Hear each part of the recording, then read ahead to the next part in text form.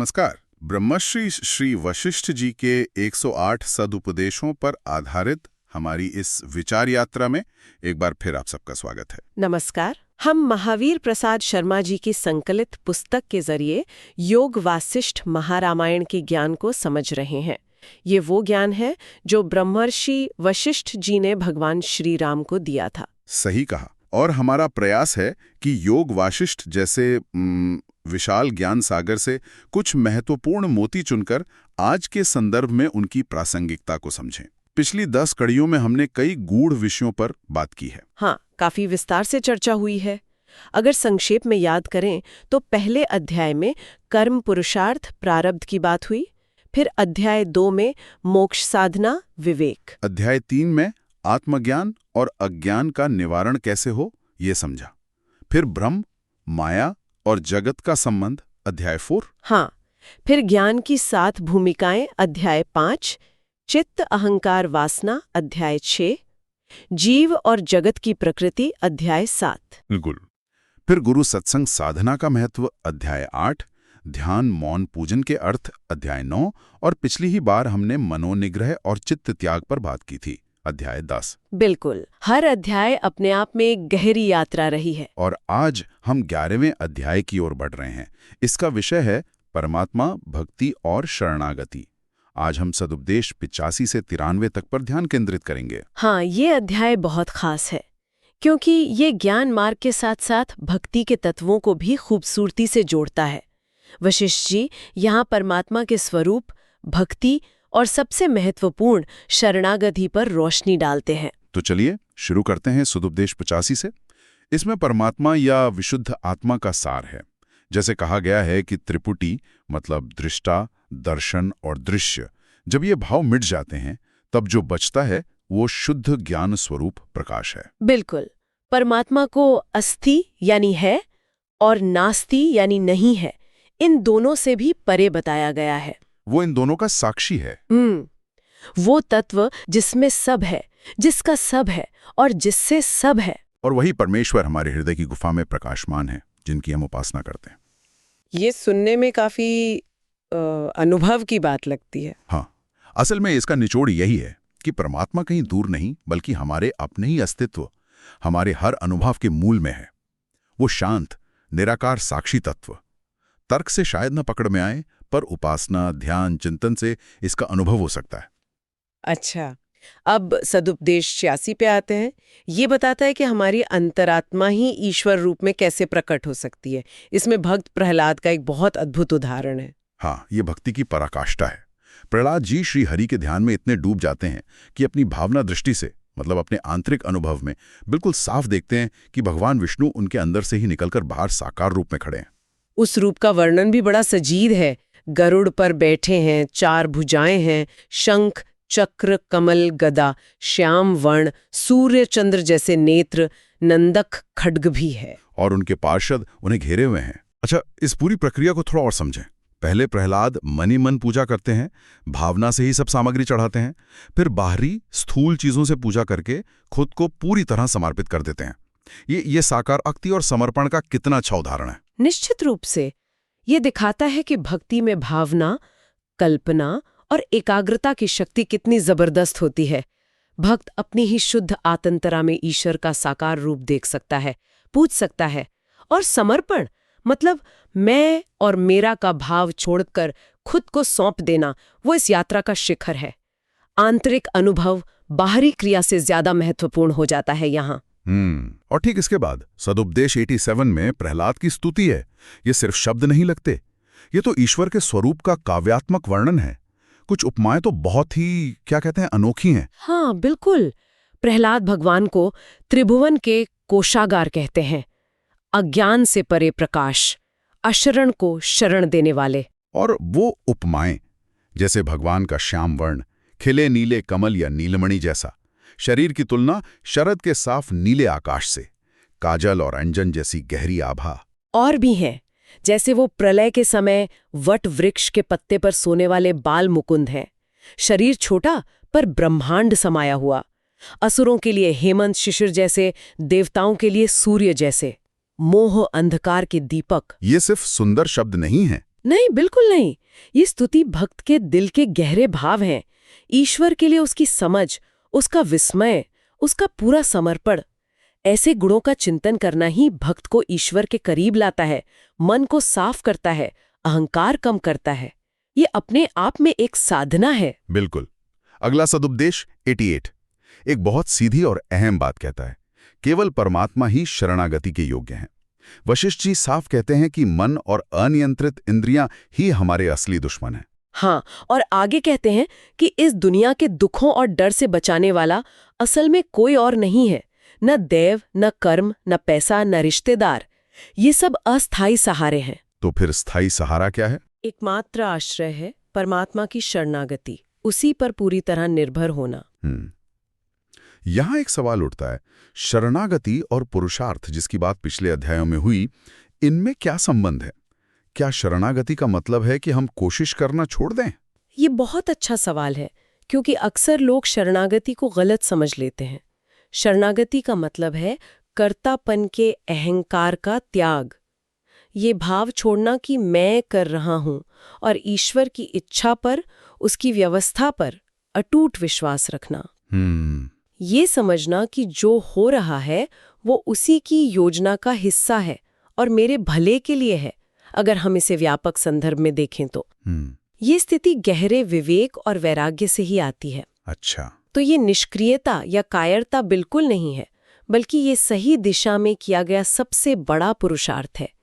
ईश्वर पर पूरी तरह निर्भर होने का पुरुषार्थ, अहंकार को गलाने की कोशिश है ये स्पष्टीकरण बहुत जरूरी था। अब सदुपदेश 89 कहता है कि भगवान विष्णु ही सबकी आत्मा है। जैसे फूल और सुगंध अलग नहीं हो सकते, वैसे ही आत्मा और नारायण अभिन्न है। यही है। और इसी सदुपदेश में पुरुषार्थ की महत्ता फिर से बताई गई है। कहा है कि प्रहलाद ने जो कुछ भी पाया, ज्ञान, भक्ति, वैराग्य, भगवान का दर्शन, वो सब उन्हें अपने पुरुषार्थ से, अपनी लगातार कोशिशों से मिला। तो ये विरोधाभासी नहीं लगता? एक तरफ शरणागति, दूसरी तरफ पुरुषार्थ से प्राप्ति। देखने में शायद लगे, पर है नहीं।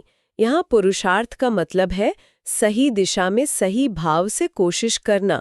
भक्ति करना अपने आप में एक महान पुरुषार्थ है। ज्ञान पाने की कोशिश, मन इंद्रियों को वश में करना, वैराग्य बढ़ाना, बिना फल की इच्छा की सेवा करना, ये सब पुरुषार्थ ही तो है। हाँ, ये बात तो है। शरणागति इस पुरुषार्थ को रोकती नहीं, बल्कि उसे शुद्ध करती है, सही दिशा देती है। शरणागति ये पक्का करती है कि हमारी कोशिश अहंकार बढ़ाने के लिए न हो, बल्कि ईश्वर की खुशी और अपनी शुद्धि के लिए हो। तो भक्ति और पुरुषार्थ साथ साथ चलते हैं। बिल्कुल। अब आते हैं सदुपदेश 90 पर, जो आत्मा के देहातीत स्वरूप की बात करता है। मतलब आत्मा शरीर से परे है। हाँ, यहाँ एक बहुत अच्छी उपमा है। जैसे पानी अपनी चाल से गंदगी हटाकर खुद ही साफ हो जाता है, वैसे ही आत्मा सही ज्ञान से विषय रूपता छोड़कर, मतलब बाहरी चीजों से अपनी झूठी पहचान हटाकर खुद ही अपने शुद्ध स्वरूप को पा लेती है। तो ये होता कैसे है? तरीका क्या है? तरीका है साक्षी भाव। जब आत्मा दृष्टा बनकर अपने शरीर और इस 5 भूतों से बने संसार को खुद से अलग, बदलने वाला, अस्थायी देखती है, तब वो देह और मन के बंधन से परे हो जाती है। ये आत्मज्ञान का नतीजा है। व्यक्ति अपनी असली पहचान को इस नश्वर शरीर और दुनिया से अलग, नित्य, शुद्ध मानता है। सदुपदेश 91 में परमात्मा के 2 मुख्य रूपों का जिक्र है। ये भी एक आम चर्चा का विषय है। हाँ, 2 रूप बताए हैं। एक सामान्य रूप, जो साकार है, जैसे चतुर्भुज विष्णु। ज्ञानी भक्त इस रूप की सेवा उपासना करते हैं। दूसरा है परम रूप, जो निराकार, निर्गुण, अजन्मा, अविनाशी, अद्वितीय परम सत्य है। पहुंचे हुए ज्ञानी इसी को अंतिम सत्य मानते हैं, अनुभव करते हैं। तो क्या ज्ञानी भक्त इन दोनों में कोई फर्क या विरोध देखता है? ज्ञानी के लिए असल में कोई विरोध नहीं है। और इसमें दिलचस्प बात यह है कि सामान्य या साकार रूप उस परम निराकार तक पहुंचने का एक जरिया बन सकता है, खासकर उनके लिए जिन्हें निराकार ध्यान मुश्किल लगता है। अच्छा। आखिरकार गहरे ज्ञान और अनुभव में साकार रूप उसी परम निराकार तत्व की ही एक अभिव्यक्ति लगता है, उसी में मिल जाता है। ज्ञानी जानता है कि विष्णु का चतुर्भुज रूप भी उसी असीम निराकार ब्रह्म का ही प्रेम प्रकट करने वाला रूप है। अगला सदोपदेश 92 खास तौर पर श्री रामचंद्र जी के बारे में है। यहाँ ऋषि विश्वामित्र भरी सभा में कुछ कहते हैं। हाँ, वो घोषणा करते हैं कि दशरथ पुत्र श्री राम ही स्वयं अजन्मा परम ब्रह्म है। वो कहते हैं कि राम ही वो परम तत्व हैं जिन्होंने पहले विष्णु रूप में क्षीर सागर मंथन किया था। वेदों उपनिषदों का सार वही है, मोक्षदाता वही है, तीनों गुणों से परे हैं। और विश्वामित्र जी ये भी कहते हैं कि वही परमात्मा समय समय पर ब्रह्मा, विष्णु, शिव का रूप लेकर सृष्टि, पालन, संहार करते हैं। है तो अजन्मा, अविनाशी, पर अपनी योग माया से भक्तों पर कृपा करने और धर्म की स्थापना के लिए धरती पर आते हैं। ये अवतारवाद का सिद्धांत है। निराकार परम ब्रह्म जब अपनी मर्जी से, करुणा से भक्तों के लिए और धर्म की रक्षा के लिए साकार रूप लेता है तो उसे अवतार कहते हैं। श्री राम उसी परम तत्व के पूर्ण अवतार है। ये वशिष्ठ जी का मत विश्वामित्र के जरिए सामने आ रहा है। और अब इस अध्याय का आखिरी सदुपदेश 93, ये परमात्मा की 5 मुख्य सत्तात्मक शक्तियों के बारे में है। हाँ, यहाँ परमात्मा को सर्वेश्वर परम चेतन कहा गया है। उनसे उनकी अनंत शक्तियां ऐसे ही निकलती हैं जैसे सूरज से रोशनी। 5 मुख्य सत्ता बताई गई हैं। कौन कौन सी? 1 इच्छा सत्ता, संकल्प शक्ति। दूसरी व्योम सत्ता, आकाश या स्पेस की शक्ति जो सब कुछ जगा देती है। इसे ब्रह्म तत्व की सत्ता भी कहा।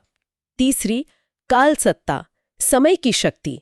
चौथी नियति सत्ता, ब्रह्मांड के नियम, कर्मफल आदि की शक्ति।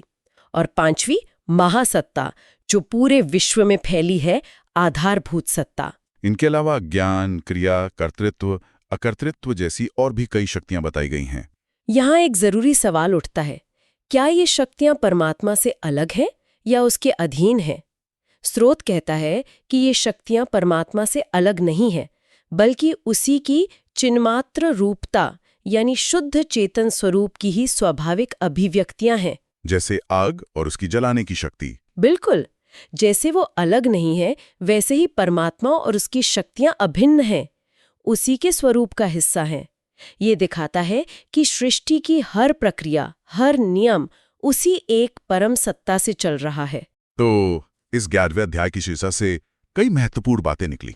परमात्मा के साकार निराकार रूप समझे, भक्त प्रहलाद के उदाहरण से भक्ति, ध्यान, स्तुति की शक्ति देखी। इन सब बातों का सार क्या निकलता है? मेरे ख्याल से इस अध्याय का जो केंद्रीय संदेश है वो शरणागति में है। अपने कर्तापन के अहंकार को गलाकर ईश्वर की सत्ता और करुणा पर पूरा विश्वास करके खुद को समर्पित कर देना, यही परम शांति और अभय का रास्ता है। लेकिन जैसा हमने देखा, ये पुरुषार्थ का त्याग नहीं है। ज्ञान का यत्न, भक्ति का अभ्यास, वैराग्य साधना, निष्काम कर्म, ये सब सही दिशा में पुरुषार्थ है जो शरणागति के भाव के साथ हमें मंजिल तक ले जाते हैं। और आखिर में ये समझना कि ईश्वर की अनंत शक्तियां उसी एक चेतन तत्व की लीला है, हमें दुनिया को एक अलग नजरिए से देखने में मदद करता है। आपने पुरुषार्थ और शरणागति के संतुलन की बात की थी। वशिष्ठ जी भी कहते हैं कि विष्णु और आत्मा एक हैं, पर यह भी कि प्रहलाद को सब पुरुषार्थ से मिला। हाँ, और यहीं पर एक गहरा सोचने वाला बिंदु आता है। अगर सब कुछ वही एक परमात्मा है और सब उसी की शक्ति से चल रहा है, तो फिर हमारी अपनी कोशिश, पुरुषार्थ और ईश्वर की कृपा या शरणागति, इनके बीच असल में तालमेल कैसे हो? क्या हमारा अपना प्रयास, हमारी अपनी इच्छा शक्ति भी कहीं ना कहीं उसी परम इच्छा का ही एक रूप है? ये एक ऐसा सवाल है जिस पर साधक को खुद गहराई से सोचना चाहिए। निश्चित रूप से ये उपदेश सिर्फ जानकारी नहीं देते, बल्कि सोचने पर मजबूर करते हैं। हाँ, अगली कड़ी में हम 12वें अध्याय के सदुपदेशों पर बात करेंगे। वो जीवन मुक्त और सिद्ध पुरुषों के लक्षणों के बारे में है जो जीते जी मुक्त हो गए। हमारे साथ ब्रह्मर्षि वशिष्ठ के इन गहरे सदुपदेशों पर विचार करने के लिए आप सभी का धन्यवाद। धन्यवाद।